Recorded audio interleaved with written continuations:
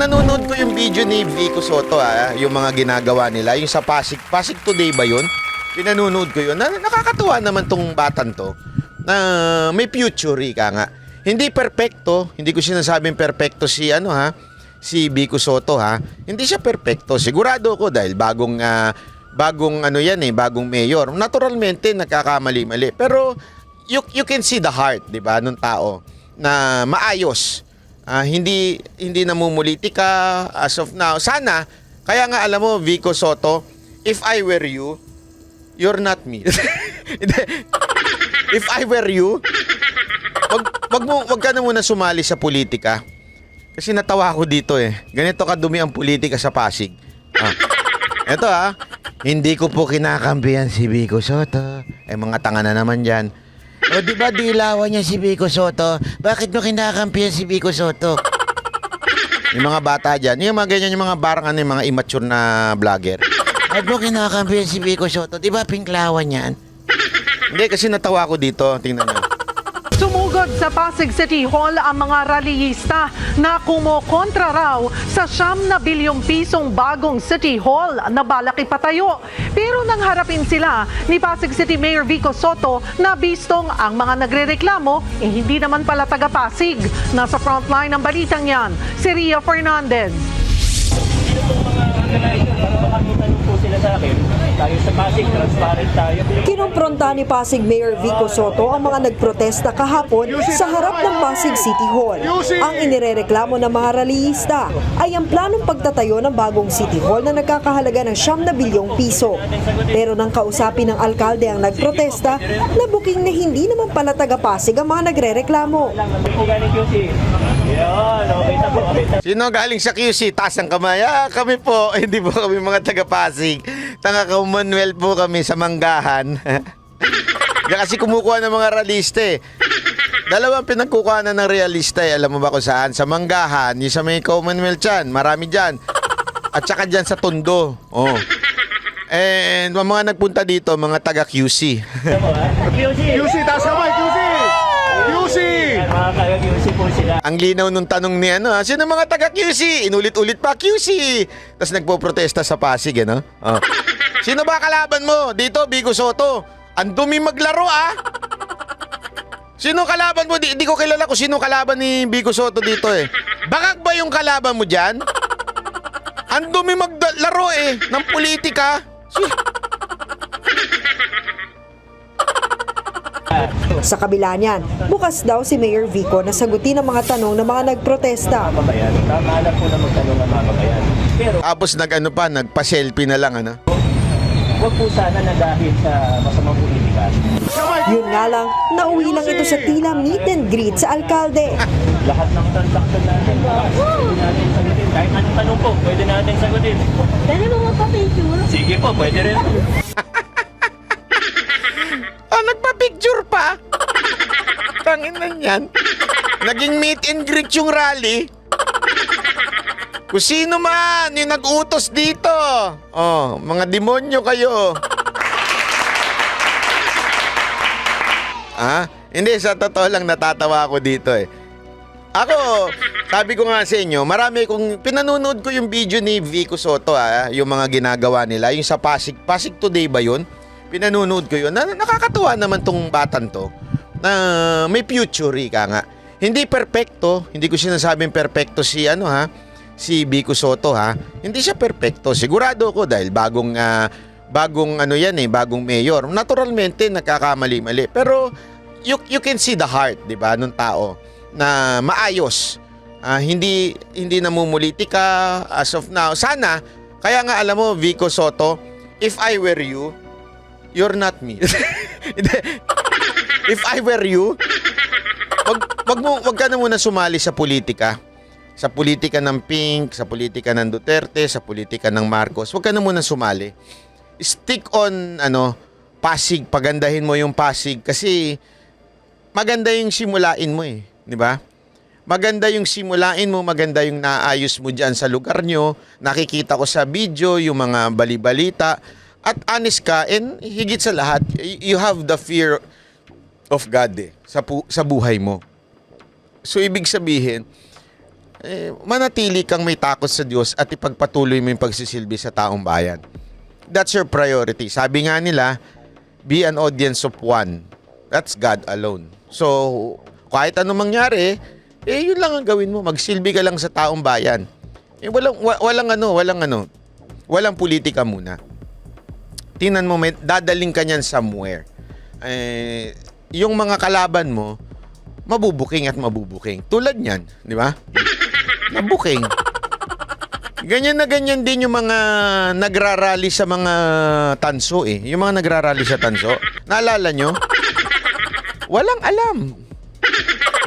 Oh, meron pa isang isang vlogger na nagrally naman yung mga taga KOJC, yung isang bungal na vlogger. Abay, pambira, meron pang in-interview kunwari. Oh, anong ginawa nyo dito? Binayaran ba kayo ng KOJC? Oo, binayaran kami. Yung pala, ikaw nagbayad, animal ka. Yung bungal na vlogger na yon? Oh, di ba kilala nyo sino yung bungal na vlogger na yon? Hindi ko na lang sasabihin ng pangalan nun, si Raulo nun eh. Oh, di ba? Ayoko nang banggitin pangalan nun. Don't say bad words sa akin. Don't say evil words. Oh. Di ba? O, si 150 yun. Yun na yun, ha? Si 150, ano yun eh? Alam mo naman, kailangan nun ng pang-chupageti, kaya palipat-lipat ng kampo yun. O, sa totoo lang, alam mo, may bawi dyan.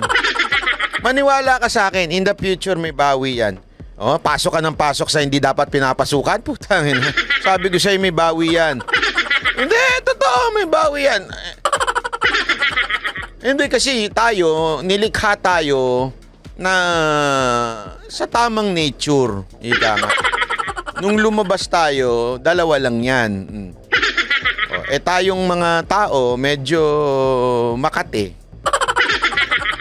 Makati tayo ng konti. Kahit hindi dapat pinapasok natin. Tapos biglang, pag nagkasakit tayo, sasabihin natin, bakit kaya ako? Galitan Diyos sa akin. Hindi, tanga ka lang talaga. Yung hindi mo dapat pasukin, pinapasok mo. Tapos magagalit ka ngayon, ba't may sakit ka? Diba? Kadiri eh. Kadiri naman yun. Oh, tapos isusubo mo. Yak! Kadiri. Diba? Mantakin mo yun. May etchas na yun, tas sino ba yun? Hindi ko kilala yun. Wala akong binabanggit dito. Bakit kayo banggit ng banggit dyan?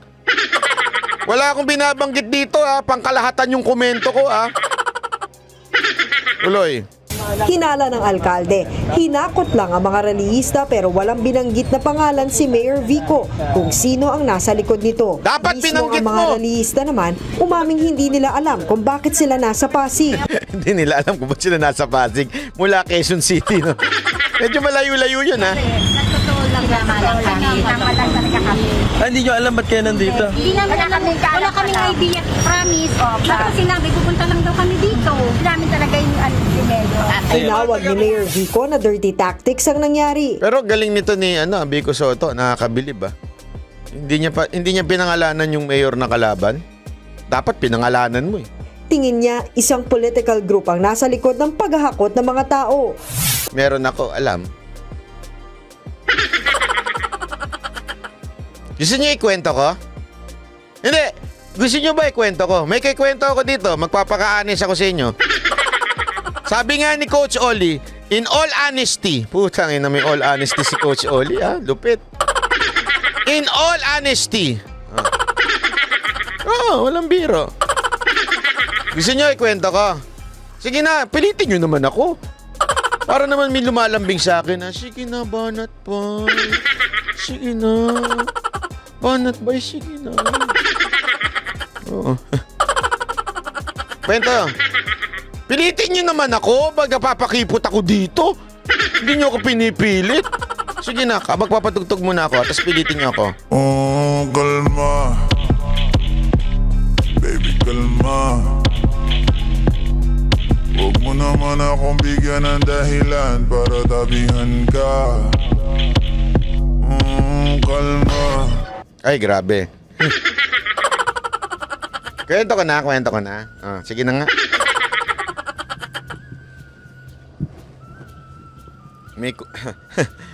Meron lumapit sa akin.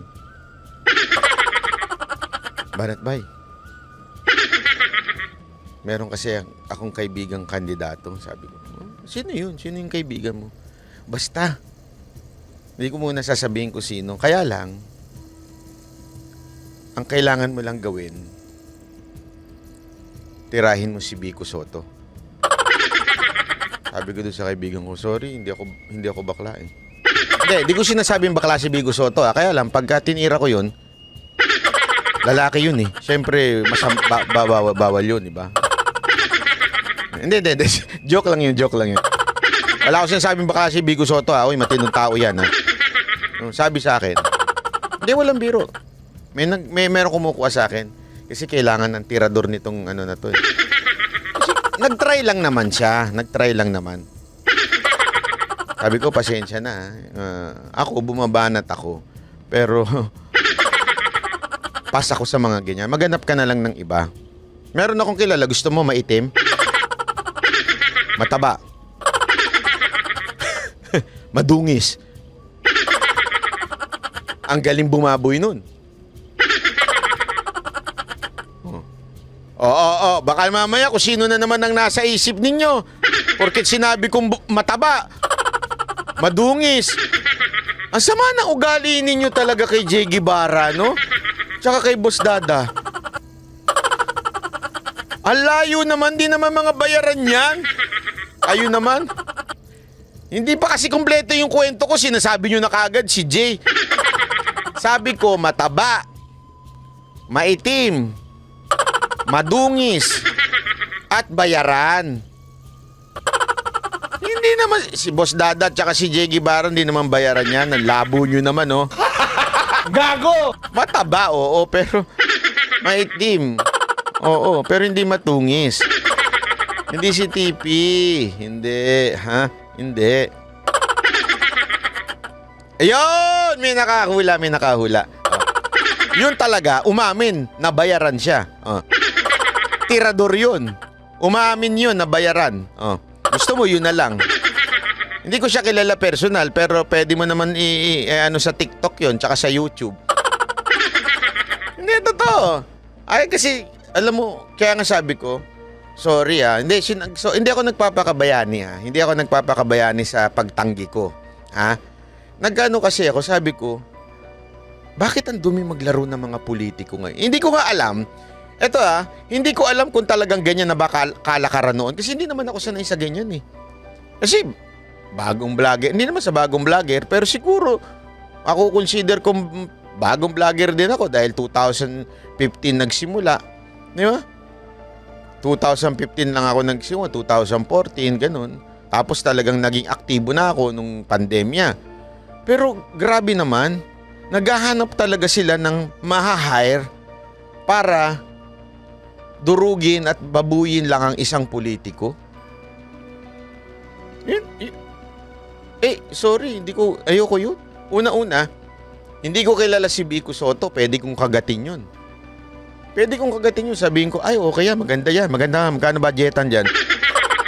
Hindi, maganda yun. Kaya lang sabi ko, ang tinutino ng tao na to, si Vico Soto, ang tinutino, tapos gusto yung babuyin lang for the sake of politics. Di para nyo na ring sinira yung Pasig. Tama, mali, di ba? Kaya kayong mga sumisira kay BP Sara Duterte na dati naman kayong maka Duterte. Alam nyo, sinisira nyo? Bayan nyo. Dahil wala lang kayong pang chupageti, kaya sinisira nyo si BP Sara Duterte. Yun ang totoo eh. Tandaan ninyo, lahat ng mga sumisira ngayon kay BP Sara Duterte, lahat yan, mga maka-Duterte yan dati. Isipin nyo na mabuti yan. Tapos, sino lang ba ang makakalaban ni BP Sara Duterte sa 2028? Si Marcos ba? Hindi. Si Sandro ba? Hindi. Sino makakalaban niya? Tanungin ko kayo. Yung makakalaban niyang yun, mayaman ba yun? May pera ba yun? Meron ba yung record na nagbabayad?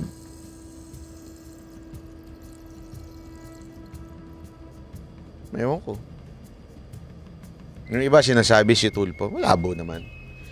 Ako, nakikita kong pwedeng makalaban ni Sara Duterte si Tulfo. Pero hindi magbabayad si Tulfo ng vloggers. Hindi, I don't think so.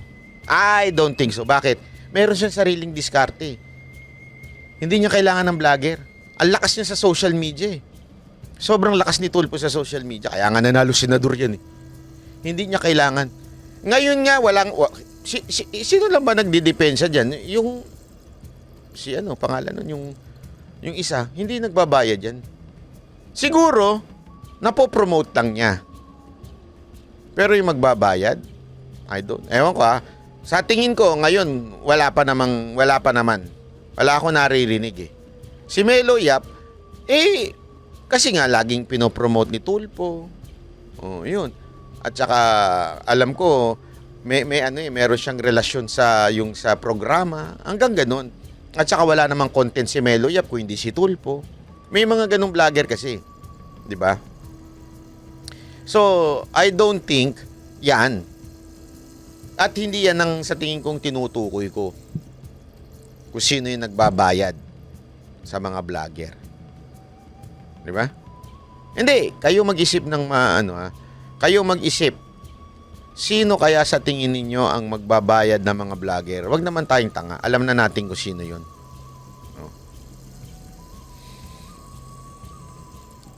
Sabi ni Humpak, maniwala ka dyan kay Humpak. Sa pangwalang kukote yan eh. Di ba? Tuloy. Wala na, tapos na to kay Biko. Tama na, Biko. Hindi, mabuti naman kasing tao to si Biko. Wag natin binababoy ito si Biko.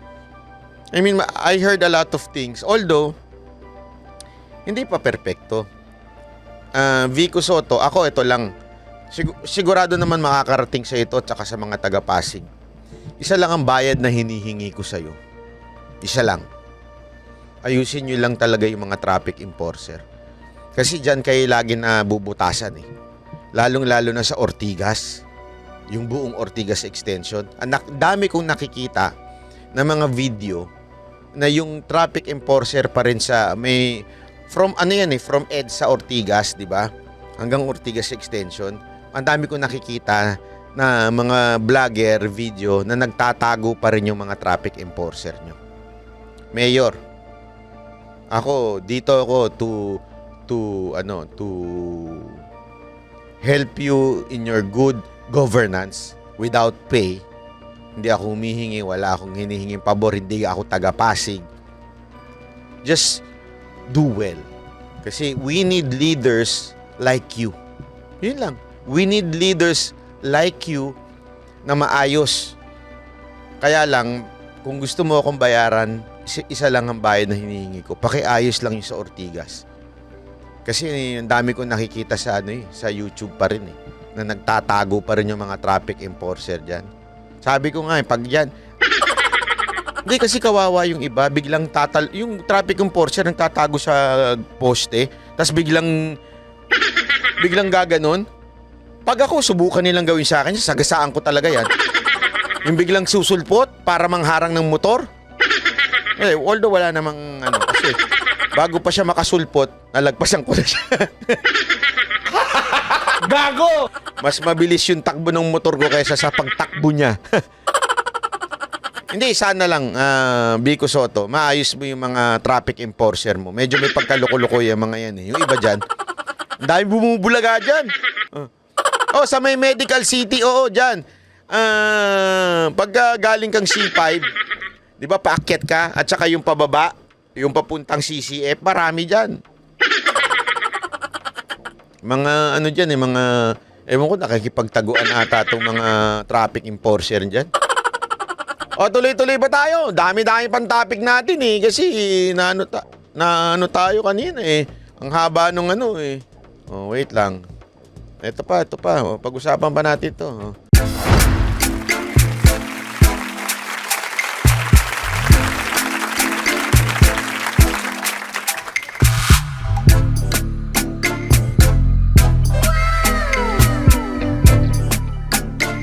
next performance will start momentarily.